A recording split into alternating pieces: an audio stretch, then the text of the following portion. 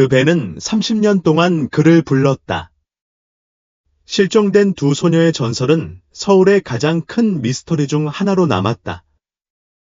10살짜리 사촌 서영과 지우는 1991년 7월의 어느 따뜻한 저녁에 카운티 박람회에서 집으로 걸어가던 중 실종되었다. 그들의 가족은 엄청난 충격을 받았고 마을은 뿌리까지 흔들렸다. 끊임없는 수색, 경찰 조사, 수년간의 추측에도 불구하고 그들의 흔적은 발견되지 않았다. 시간이 지나면서 그 사건은 지역 민담으로 사라졌고 늦은 밤 식당 대화에서 은근슬쩍 들리는 미제 사건의 비극이었고 결코 사건을 종결시킬 수 없는 미제 사건 형사들의 괴롭힘을 받았다. 하지만 오래된 차량 복원에 집착하는 은퇴한 자동차 정비사 상민은 그 사건이 생각나지 않았다. 벤을 볼 때까지 말이다. 상민은 평생 대부분을 서울에서 보냈다. 그는 아버지의 자동차 수리점에서 일하며 자랐고 오래되고 잊혀진 자동차를 수리하고 새 생명을 불어넣는 것으로 이름을 날렸습니다. 그는 항상 방치되고 녹이 슬고 버려진 것에서 아름다움을 찾았습니다. 그래서 그는 그날 오후 연우의 폐차장에 가서 다음 프로젝트를 찾았습니다. 폐차장은 마을 외곽에 자리 잡고 있었고 버려진 자동차, 트럭, 오토바이의 거대한 묘지였으며 엘라베마의 태양 아래서 금속 껍질이 녹슬었습니다. 잡초가 갈라진 포장 도로를 뚫고 솟아올랐고 기름과 부패의 냄새가 공기 중에 짙게 떠돌았습니다. 상민은 먼지 낀 후드를 따라 손가락을 끌며 낡은 차량 사이를 걸으며 자신에게 맞는 것을 찾았습니다. 그에게는 항상 그렇게 되었습니다. 그는 자동차를 선택하지 않았습니다. 자동차가 그를 선택했습니다. 그리고 그는 그것을 보았습니다. 1985년형 쉐보레 벤. 시간과 방치로 인해 파란색 페인트가 희미해져 유령 같은 지호가 되었습니다. 그것은 마치 의도적으로 숨겨져 있는 것처럼 잡초에 반쯤 묻힌 채 주차장의 가장 끝에 앉아 있었다. 상민이 그것을 본 순간 이상한 느낌이 그에게 자리 잡았다. 마치 벤이 그를 기다리고 있었던 것처럼 흔들리지 않는 데자뷰 감각이었다. 그것에 대해 뭔가 말이 되지 않았다. 왜 여기 있는 거지? 다른 난파선과 달리 이 벤은 부품을 위해 분해되지 않았다. 해체되거나 폐기물로 뜯어내지지 않았다. 그냥 그대로 두었다. 야, 연우. 상민이 소리쳤다. 이 놈은 뭐야? 마당 주인인 연우는 절뚝거리며 다가와 더러운 걸레로 손을 닦았다. 그는 가죽 같은 피부와 늘 찌푸린 얼굴을 한 노인이었다. 그 오래된 것, 견우는 마치 그것이 자신을 화나게 한 것처럼 벤을 쳐다보며 중얼거렸다. 여기 몇 년째 앉아 있었어. 우리 형리 씨가 탔었어. 상민이 그에게로 돌아섰다. 리? 그가 옛날 집 화재로 죽었다고 생각했어. 연우의 얼굴이 어두워졌다. 그랬지. 95년산이었어. 그는 코를 킁킁거렸다. 그가 돌아가신 후로 나는 그냥 벤을 가지고 있었어. 별로 신경 쓰지 않았어. 상민이 벤 표면을 따라 손가락을 움직였다. 창문은 더럽고 수년간 쌓인 먼지와 흙으로 흐릿했다. 그는 손잡이를 잡아당겼다. 잠겨 있었다. 팔려고 하는 거야. 상민이 물었다. 연우는 망설였다. 젠장. 그럴 거야. 별로 가치가 없잖아. 여기서 끌고 나가고 싶으면 $500에 내 거야. 상민이 생각했다. 벤에 대한 무언가가 그의 마음 한구석에 가려움증이 생기는 것처럼 그를 갉아먹었다. $500는 풀바디 쉐보레의 싼 값이었고 상태가 좋지 않은 차라도 마찬가지였다. 거래야, 그가 말했다. 그는 아직 몰랐지만 그 결정이 모든 것을 바꿀 것이었다. 그날 밤 상민은 벤을 자신의 작업장으로 끌고 갔다. 마을 외곽에 있는 작고 지저분한 차고로 그는 그곳에서 대부분의 시간을 오래된 자동차를 수리하며 보냈다. 차를 안으로 끌고 들어가 차고 문을 닫는 순간 주변 공기가 달라졌다. 그는 손전등을 들고 먼지가 쌓인 창문을 비췄다. 내부는 으스스하게도 온전했다. 먼지가 쌓인 좌석, 오래된 패스트푸드 포장지, 백미러에 걸려있던 공기청정제는 오래전에 말라버렸다. 마치 누군가가 몇 년 전에 내렸다가 다시 돌아오지 않은 것처럼 보였다. 그는 조수석 문을 잡고 힘껏 당겼다.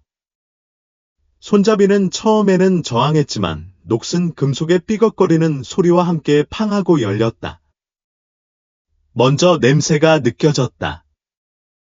오래된 공기와 다른 뭔가 잘못된 것이 뒤섞인 냄새였다. 희미하고 곰팡내 나는 냄새가 척추를 따라 오싹하게 떨게 했다. 상민은 안으로 올라가 뒤쪽으로 이동하면서 거미줄을 털었다. 좌석은 찢어졌고 비닐 사이로 속이 삐죽삐죽 튀어나와 있었다. 그는 금속벽을 손으로 쓰다듬으며 이상한 것이 없는지 더듬었다. 그런 다음 뒤쪽 패널 근처에서 그의 손가락이 무언가에 닿았다.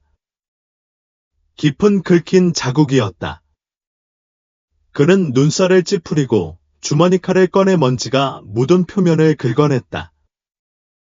닦을수록 긁힌 자국이 더 드러났다. 글자였다. 처음에는 희미해서 거의 알아볼 수 없었지만 상민이 더 많은 먼지를 치우자 그의 배가 조여왔다. 그의 숨이 목에서 멎었다. 그의 마음은 서영과 지우, 실종된 소녀들을 향해 달려갔다. 그는 편지를 추적하면서 손이 떨렸다. 이것은 그들과 연결되어 있었다. 그는 휴대전화를 찾아 사진을 찍으며 방금 발견한 것을 처리하려고 노력했다. 그들은 이 밴 안에 있었을까? 여기가 그들이 마지막 순간을 보낸 곳일까? 바닥판 근처, 찢어진 카페트 아래에 숨겨진 다른 무언가는 금속성이었다. 그는 그것을 떼어냈고, 그것을 희미한 차고 조명에 들어올렸을 때 그의 배가 요동쳤다. 녹슨 사슬, 족쇄. 상민은 헐떡이며 뒤로 물러섰다. 이것은 그저 버려진 밴이 아니었다. 범죄 현장이었다. 방금 발견한 것을 깨닫자 메스꺼움이 밀려왔다. 30년 동안 사람들은 그 소녀들에게 무슨 일이 일어났는지 궁금해했고, 이제 그는 답을 찾았을지도 모른다. 하지만 무언가가 이것이 시작일 뿐이라고 그에게 말했다. 상민은 차고의 희미한 불빛 속에 앉아 떨리는 손에 녹슨 사슬을 응시했다. 그의 맥박이 귀에서 쿵쾅거렸다. 30년 동안 서울은 서영과 지우의 실종에 대해 속삭였다. 사람들은 이론을 가지고 있었다. 어떤 사람들은 떠돌이에게 납치당했다고 생각했고, 다른 사람들은 그들이 도망쳤다고 믿었다. 하지만 진실은 항상 닿을 수 없는 곳에 있었다. 지금까지는 상민의 손가락이 녹슨 금속을 따라갔다. 족쇄는 너무 작아서 아이에게 딱 맞았다. 그 생각에 배가 뒤틀렸다. 그는 강제로 시선을 돌리고 벤으로 다시 시선을 돌렸다. 그는 확신해야 했다. 그는 그것이 무엇을 숨기고 있는지 알아야 했다. 상민은 손전등을 잡고 벤 밑으로 미끄러져 들어가 프레임의 모든 인치를 조사했다. 그의 손가락은 차대 하부를 따라가며 이상한 것이 없는지 더듬었다. 그리고 그는 그것을 발견했다. 패널이었다. 볼트로 고정되어 있었지만 가장자리가 어긋나 있었다. 마치 누군가가 전에 제거한 것처럼. 상민의 심장이 쿵쾅거렸다. 그는 도구 상자를 움켜쥐고 녹슨 볼트를 풀고 패널을 벌렸다. 안에는 비닐로 쌓인 무언가가 있었다. 그는 그것을 잡아당기면서 숨이 막혔다. 그는 손가락으로 부서지기 쉬운 비닐을 벗기려고 더듬었고 그 안에 있는 것이 드러났다. 퇴색한 보라색 백팩이었다. 그것은 오래되었고 먼지가 묻어 있었지만 상민이 그것을 본 순간 기억이 떠올랐다. 서연은 실종된 날 보라색 백팩을 짊어지고 있었다. 상민은 지퍼를 열면서 손이 떨렸다. 안에는 시간이 흐르지 않은 몇 가지 물건이 있었다. 작은 공책, 페이지는 노랗게 변했지만 여전히 읽을 수 있었다. 작은 플라스틱 구슬로 짠 팔찌에는 티와 미오 비브 에베페스라고 쓰여 있었다. 그리고 맨 아래에는 어린이의 그림이 있었다. 밝은 노란색 태양 아래서 손을 잡고 있는 조잡한 막대기 인형들이었다. 상민의 시야가 흐릿해졌다. 이것은 진짜였다. 이것은 그저 오래된 벤이 아니었다. 그것은 그들의 이야기의 일부였다. 한 번도 들려지지 않은 이야기였다. 상민은 이걸 그냥 두고 볼 수 없다는 걸 알았다. 그는 모든 걸 경찰에 신고해야 했다. 보안관 데일 홀로웨이는 서영과 지우가 실종됐을 때 젊은 보안관이었다. 이제 그는 늙고 지친 사람이 되었고 지난 30년 동안 해결되지 않은 사건에 시달렸다. 상민이 경찰서로 걸어 들어오자 보안관의 눈이 가늘어졌다. 여기 온 건 뭐야? 상민. 상민은 망설이다가 팔찌, 노트, 체인을 홀로웨이의 책상에 올려놓았다. 이걸 찾았어. 그는 조용히 말했다. 홀로웨이의 얼굴이 굳어졌다. 어디서? 상민은 노래된 벤에서요 라고 대답했다. 연우의 폐차장에서요. 보안관의 손가락이 물건 위로 맴돌았다. 그의 표정이 바뀌었다. 마치 기억이 막 떠오른 것 같았다. 누구의 벤이에요? 상민이 물었다. 홀로웨이가 망설였다. 연우의 동생 지호예요. 할로웨이의 얼굴에 뭔가가 번쩍였다. 뭔가 어두운 것이. 방이 갑자기 작아졌고 침묵이 무거웠다. 보안관은 한숨을 내쉬고 의자에 기대 앉았다. 지호. 그는 중얼거렸다. 그를 기억하니? 상민이 물었다. 할로웨이가 천천히 고개를 끄덕였다. 그래. 기억해. 상민이 기다렸다. 지호는 떠돌이었어. 할로웨이가 말을 이었다. 자비를 했어. 이상하다는 평판이 있었고 혼자 지냈어. 사람들은 항상 그에게 뭔가 이상한 게 있다고 했어. 그는 눈살을 찌푸렸다. 하지만 우리는 소녀들의 실종 사건에서 그를 의심할 이유가 없었어. 상민이 침을 삼켰다. 만약 우리가 틀렸다면 보안관은 책상 위의 물건들을 응시했다. 그는 공책을 집어들고 페이지를 넘기며 특히 한 장에 멈췄다. 상민은 보안관의 턱이 굳어지는 것을 지켜보았다. 그의 손이 종이를 너무 세게 움켜쥐었다. 상민이 몸을 기울였다. 뭐라고 쓰여 있지? 홀로웨이는 망설이다가 노트를 돌렸다. 아이의 떨리는 필체로 휘갈겨 쓴 페이지에는 4단어가 적혀 있었다. 그는 우리를 놓아주지 않을 것이다. 상민은 피가 식는 것을 느꼈다. 30년 동안 마을은 답을 찾고 있었고 이제 그들을 찾았다. 하지만 가장 무서운 것은 답은 항상 바로 눈앞에 있었다는 것이다. 그날 밤 상민은 잠을 잘 수 없었다. 펜, 족쇄, 노트북, 모든 것이 그의 머릿속에서 맴돌았다. 그는 노트북을 꺼내 파헤치기 시작했다. 지호가 소녀의 실종과 관련이 있다면 더 많은 것이 있어야 했다. 그는 오래된 신문 기록을 수색하며 지호에 대한 모든 것을 파헤쳤다. 그리고 그는 그것을 발견했다. 서영과 지호가 실종된 지 4년 후인 1995년의 화재였다. 지호의 집은 모두 타버렸다. 공식 보고서는 사고로 판결했지만 무언가 이상한 느낌이 들었다. 화재가 너무 심해서 지호의 시신을 포함해 거의 아무것도 회수되지 않았다. 상민의 배가 뒤틀렸다. 그는 또 다른 기사를 꺼냈다.